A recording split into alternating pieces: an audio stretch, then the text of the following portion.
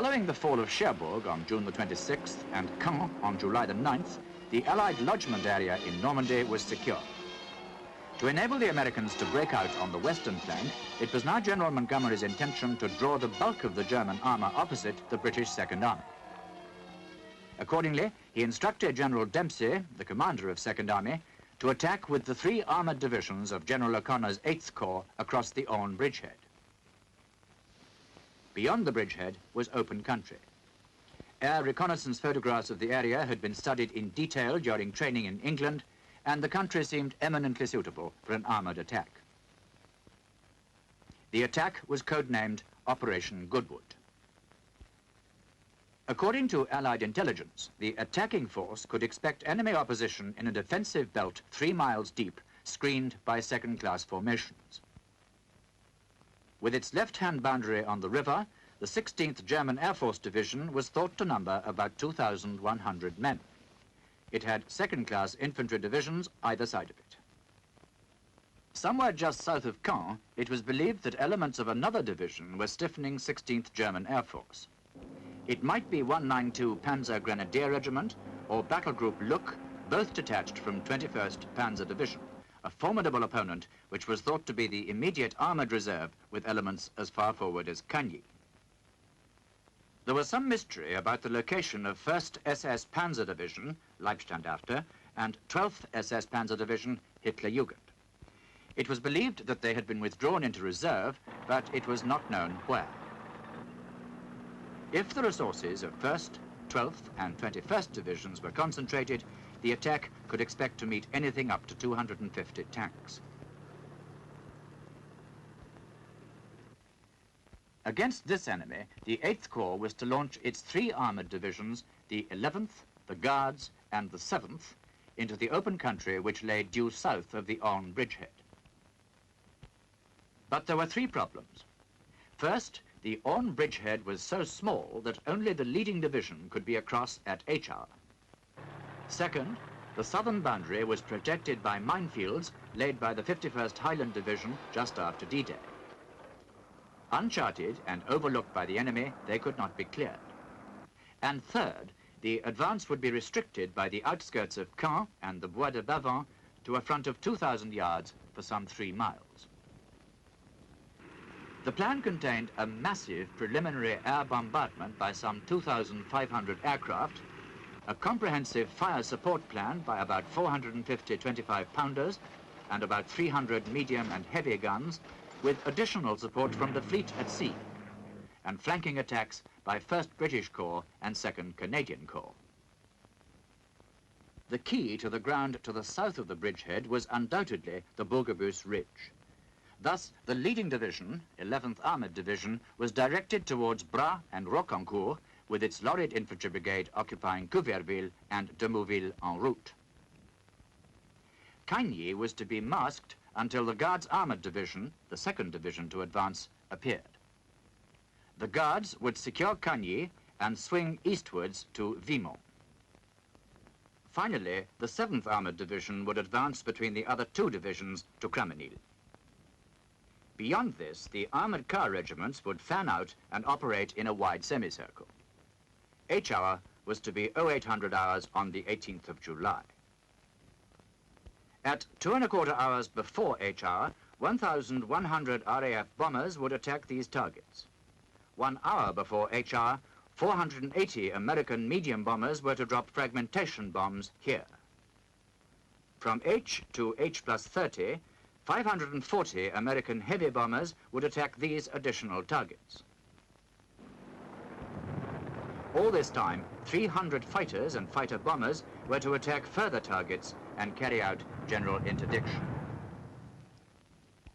At H hour, the 11th Armoured Division was to advance behind a barrage, moving at 150 yards per minute, fired by some 200 guns.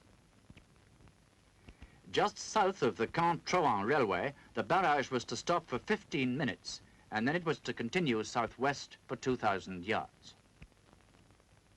Additional concentrations and barrages would support the flanking corps as they attacked, and 3 heavy regiments were to harass the villages south of the Caen-Vimont railway.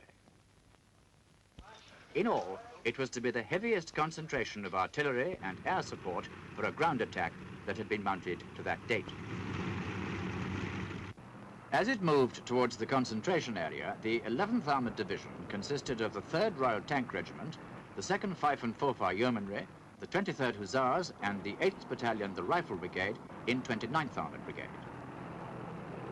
The 3rd Battalion, the Monmouthshire Regiment, the 4th Battalion, the King's Shropshire Light Infantry, and the 1st Battalion, the Hereford Regiment, with the 2nd Independent Machine Gun Company of the Royal Northumberland Fusiliers, formed 159 Brigade. The 2nd Northamptonshire Yeomanry were the Armoured Recce Regiment. Although they were only trained for reconnaissance, they were equipped with Cromwell tanks which were more suitable for armoured warfare. The Inns of Court were the Armoured Car Regiment. In addition, there was artillery and sapper support normal for a division at that time. The division was commanded by Major General Roberts. At the time of Operation Goodwood, he was 37 years old. Now, I would like at this time to give you a rundown of the morale and the training of the divisions taking part and their attitude to the prospective operation. Now, 11th Armoured Division was originally formed by General Hubbard, who had formed the 7th Armoured Division in Egypt, and then came back and formed the 11th Armoured Division. So you can take it that 11th Armoured Division was very well trained and raring to go because they had already been got ready for North Africa and then were stood down with great disappointment, and now they were all ready to go. They had no battle experience until they came to Normandy, but they had already had one battle called Operation Epsom, which was a rather frustrating battle, but nevertheless gave them some battle experience. There was one regiment which had battle experience, and that was the 3rd Tanks, who'd had a great deal. But they had a very good commanding officer and some good squadron leaders, and they were able to hold their end up with the tremendous élan with which the other new and fresh regiments were producing. Now, in 8 Corps in England, we had studied the country over which we might operate on the invasion, not only on maps, but also on extremely good air photographs. And we'd all come to the conclusion that if we had to operate, we hoped we'd operate in the area of the open rolling country southeast of Caen. And here we were faced with an operation over that particular country. Of course, the fact that the Germans appreciated that it was a good tank country, too, perhaps we did not consider too heavily. Now, the Guards Armed Division. This was to be their first battle. They did not take part in Operation Epsom because they hadn't arrived in time for that battle. And as far as I know, nobody in the division had fought in armor before. But they had been in 8 Corps with us, and they had done similar studies of the ground and the enemy opposition, such as we knew about it, with us at the same time. So they had a view on the battle much the same as ours. Were raring to go and to show what they could do. Now we turn to 7th Armoured Division.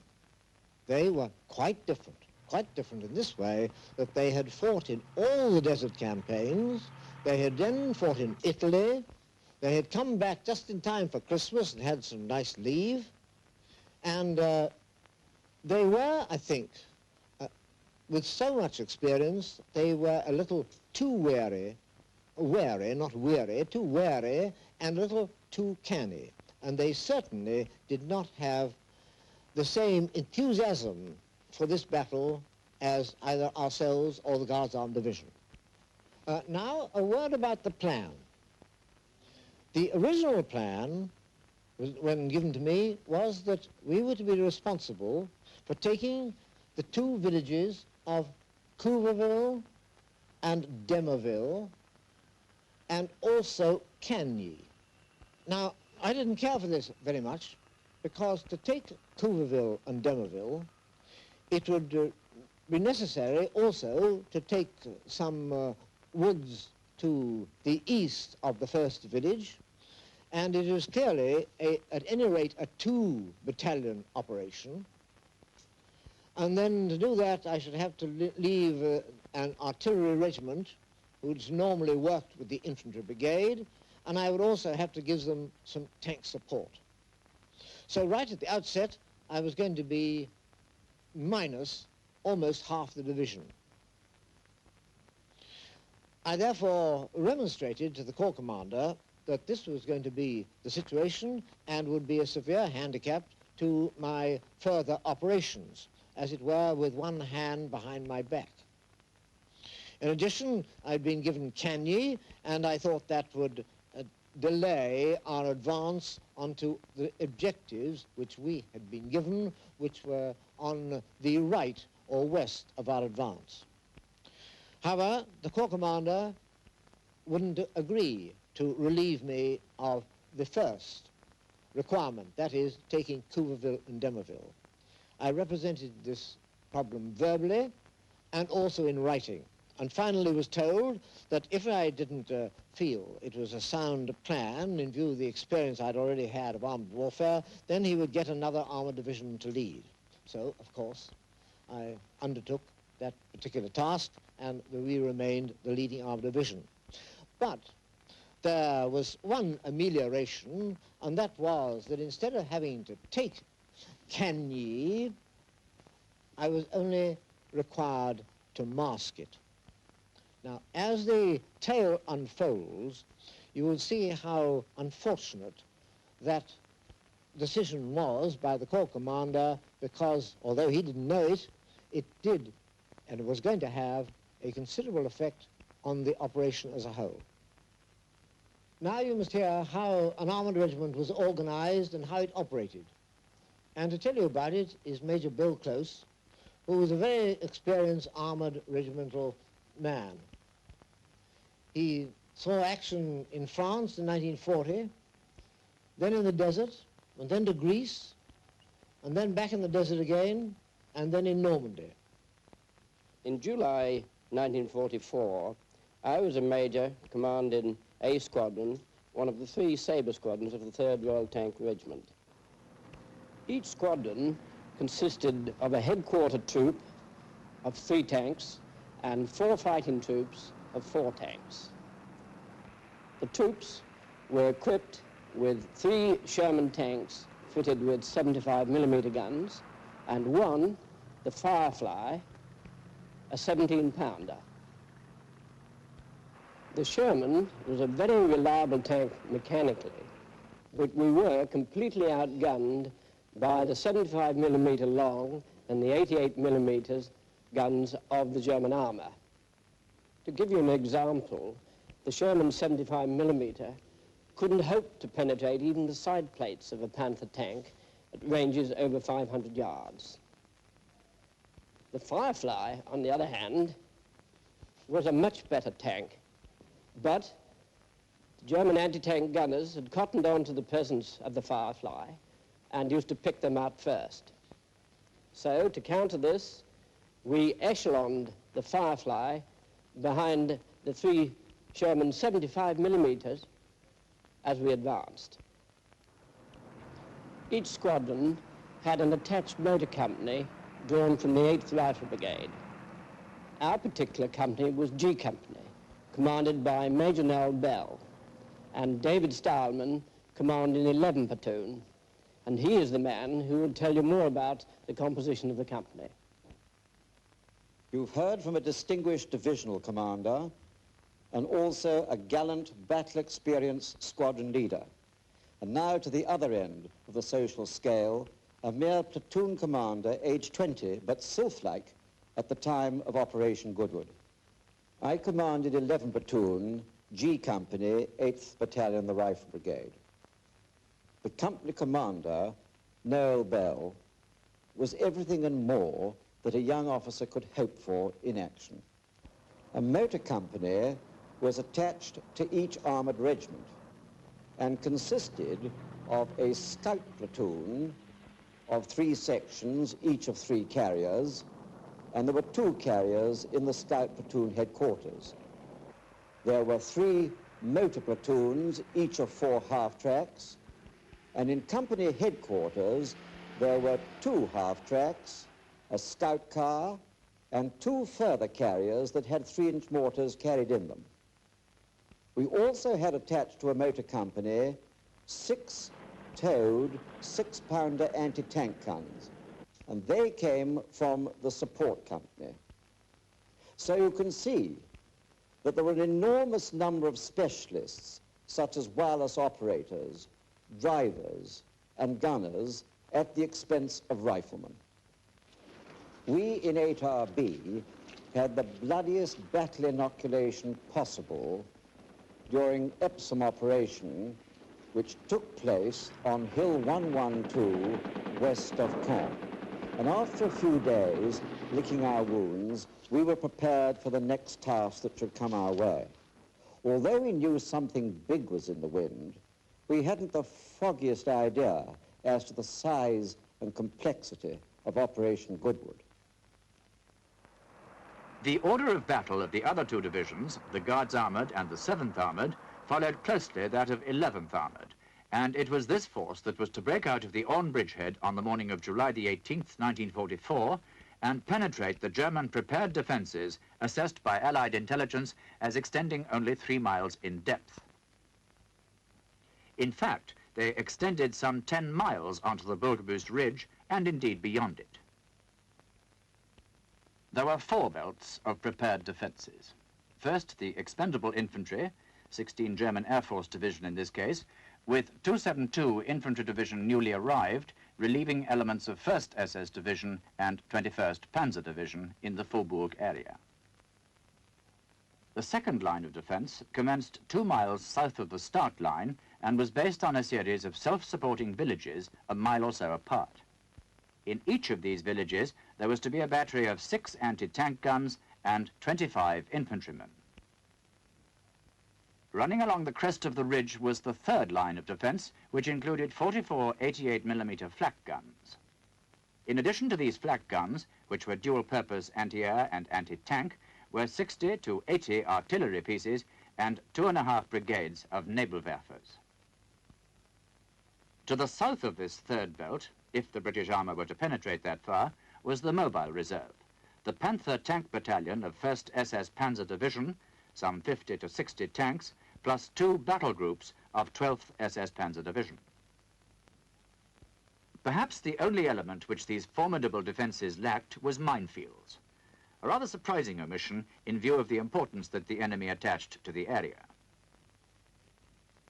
Colonel von Luck, responsible for the immediate defences in front of 8 Corps, has stated his reasons for this apparent omission. Minefields would not fit into our mobile defense tactics because they would hinder our own movements. At the age of 33, Colonel von Luck was an experienced commander, veteran of German campaigns in Poland, France in 1940, Russia, and the Western Desert.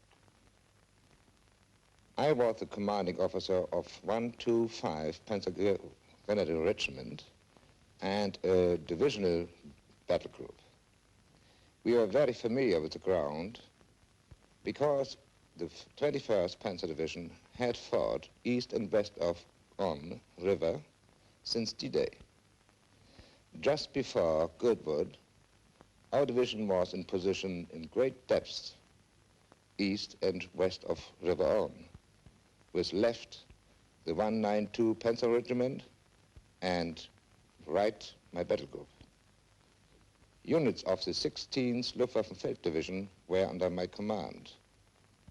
This Air Force Division was built up and formed from workshop companies, clerks, and cooks who changed their spoons against rifles, and therefore not very familiar with the infantry battle. They had to protect us from surprise and British patrol.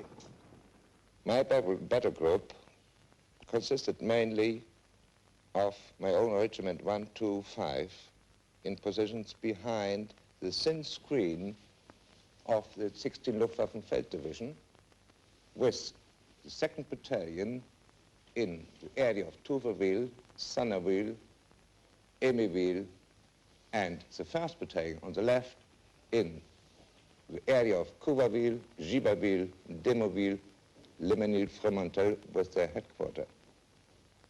Both these battalions in block positions to be able to build a defense screen or to counterattack. Additionally, a naval Waffe battalion around Granteville. Secondly, the main anti-tank defense units we had was a self-propelled assault gun battalion 200 commanded by one Major Becker. Major Becker was a reserve officer who had been an industrialist and engineer. He had a mechanical inventiveness that soon turned into a remarkable talent for improvising self-propelled guns and reconnaissance vehicles from captured chassis. He had demonstrated his talents as early as 1940 in France and Holland. Later, he was ordered to make more to assist Rommel in North Africa. During 1943 and 1944, the 21st Panzer Division made use of its time preparing for the invasion by putting Becker to work to build a self-propelled assault gun battalion from captured enemy tanks in French factories.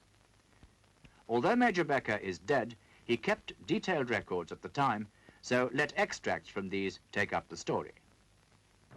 The self-propelled armoured gun group was a trial unit with the purpose of obtaining a concentrated fire effect whilst in action. Each battery was furnished with 6 75mm guns. The front shields were 40mm thick. Furthermore, 4 105mm guns were attached to each battery. These guns were constructed for direct fire, but were capable of firing indirectly. So the 105mm guns were positioned some 500 to 1,000 meters behind the 75mm anti-tank guns. From advanced positions, the commander of the battery was able to direct the action of every gun from his scout vehicle by means of wireless transmission. The fire effect of the group was very high grade, mainly because wireless sets of the latest design were available. These sets enabled us to escape enemy targeting by using very low frequency and relaying through many tanks.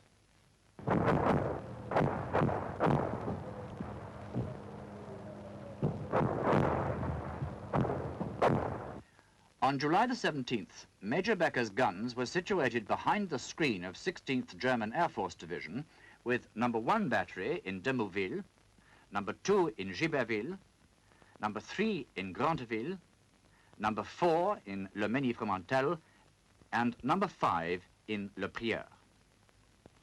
Finally, as an immediate tactical reserve, there was available the 1st Battalion of 22nd Panzer Regiment with 22 Mark IV tanks and the support of 503 Heavy Tank Battalion equipped with 36 Tiger tanks. Lieutenant von Rosen, 20 years old, was acting company commander of the 3rd Company at that time. The 503 Heavy Tank Battalion consisted, apart from its supply and workshop elements, of 3 combat companies, each of which was initially equipped with 14 Tiger tanks. The Tiger was at this time the heaviest German tank. The 1st Company had the Tiger II, so-called Königstiger, and the 2 others, the Tiger I. The Tiger I had for 2 years proved superior on the Russian front over the Russian tanks. The armament consisted of 2 machine guns and 1 88mm gun. A word about the crews. They were all men who had had considerable experience at tank fighting at the Russian front. Everyone in a Tiger battalion was specially trained and understood every aspect of their job. Everyone had already served in a normally tank battalion. Looking back, the type of man we had at our disposal was certainly better than in normal tank units.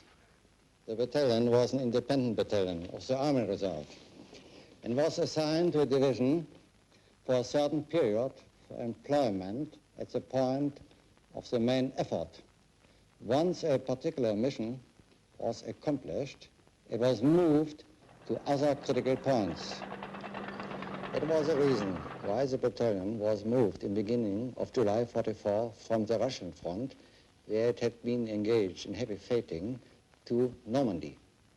My company was in Manneville, only 3 miles behind the front line. We were in a state of permanent readiness to be employed as intervention reserve.